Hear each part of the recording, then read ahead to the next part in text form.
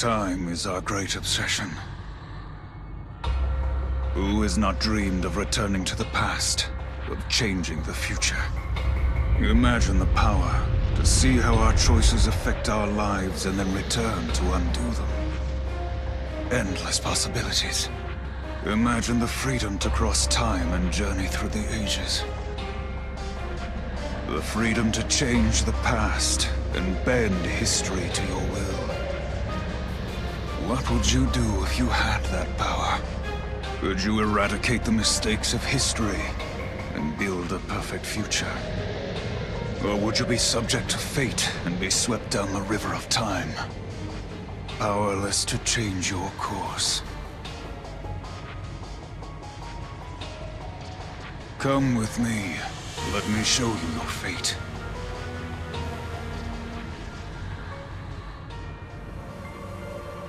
Welcome back, guys, to the Final Fantasy XIII 2 post-game show.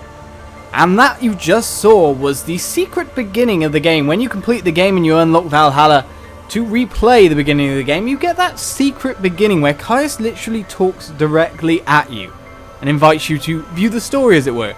So I thought I'd put that in before we head off on the final battle, because of course I have every single fragment, 160 out of 160 now. I have a fully buffed party of new monsters, Omega, Lightning and Saz, all fully tripped up with all their special snazzy stuff. Really nice stuff on all of them now. So I'm going to meet the final boss, because you have to go there to reach the secret ending of the game. Putting on Paradox Scope and heading on to the last two forms of Caius will reward you the secret ending at the end of the credits. So I thought I'd take you along for the final battle as well. Remember that it took me 27 minutes the first time to kill him? Well, this time it's going to go completely differently. I'm excited. Hope you're excited. Let's go. And here we are in the final two battles. Caius in Valhalla first, with our extra Afro Saz. Special Afro buff. And we're going to completely destroy him this time round. 5 stars on the final boss actually gives you an achievement, so it's something you want to aim for. Don't even know if I need a buff at this point in time, because it's not like he does damage, is it? The stop's kind of annoying though, so let's get rid of that. And change to our ace in the hole, Omega. Just completely wrecking Caius.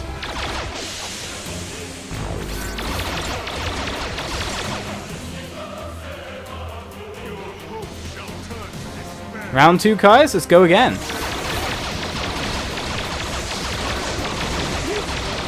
Cast ultimate all you like. Omega is going to rip into you. This Omega build is completely overpowering.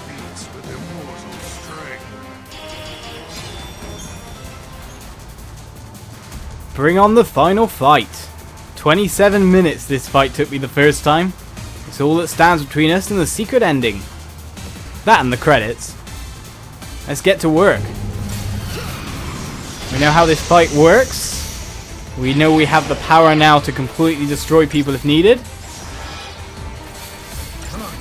Let's get brave and everything on so we have the damage to complete. Oh yeah, I forgot this guy removes debuffs. Garnet Bahamut, you are our first target then. Congratulations, meet the overpowering Omega. He has something to say to you and it's not going to be pleasant. As you can see, he's completely overpowered because he's built to be able to constantly attack. If the enemy is stationary, he will just completely rip... Well, just completely rip him apart.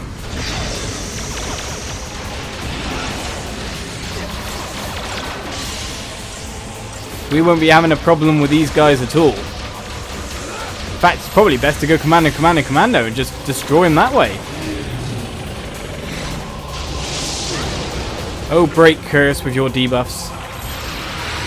We can remove them fast enough. And then we'll be coming right for you, Bahamut.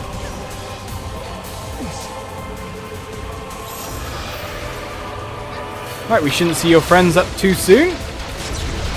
So it's time for Omega to do some work.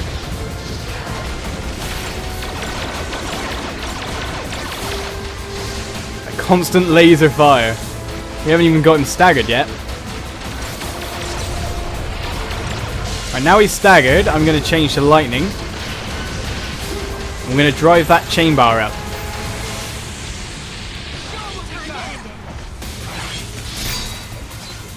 Watch it go.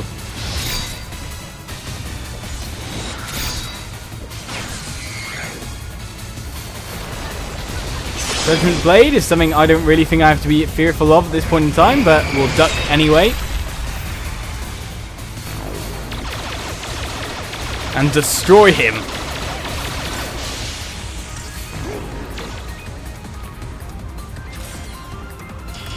(2:02), final counter, 27 minutes the first time. We're through and done with the game.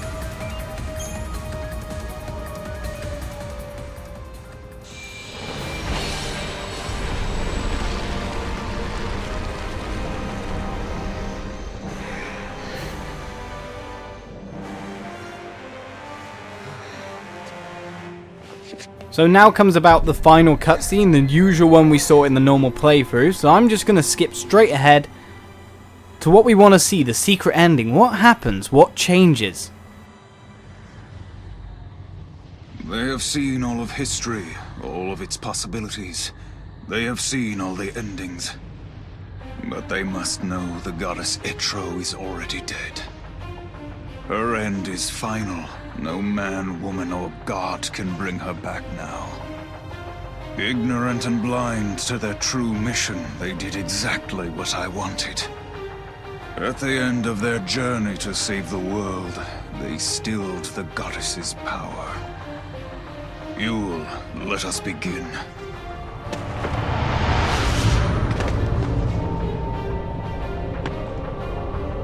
We are freed from our eternal curse.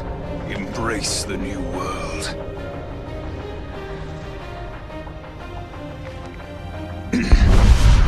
The goddess is dead.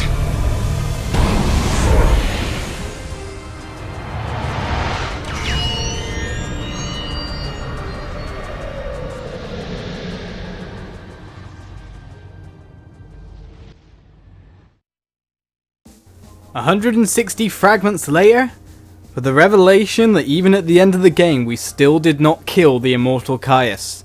It looks like we may have freed him of the Heart of Chaos, but he's still very evil. It seems we played entirely into his plan, and everything went wrong.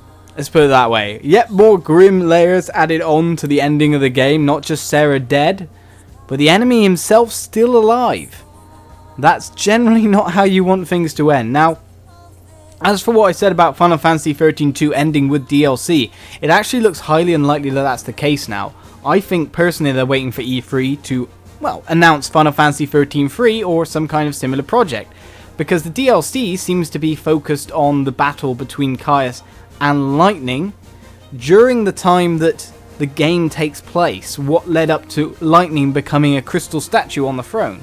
So a clear ending to Final Fantasy XIII-2 is possibly only ever going to come about with Final Fantasy XIII-3. They can't put a to be continued without ending it, and they can't end it with what sounds like the Lightning DLC. So we'll see how that ends up. The Lightning DLC will be coming to this channel. Any future Colosseum DLC will be here as well, so tune in for that. For now, however, the regular uploads of Final Fantasy XIII-2 are over. I hope you enjoyed the Let's Play, the post-game. Everything I've brought you, I've shown you all the exciting bits, all the puzzles, all the crazy segments, nearly every single fragment on offer. I hope you've enjoyed this entire series. Thank you guys for watching, and I will see you in future for more. See you around.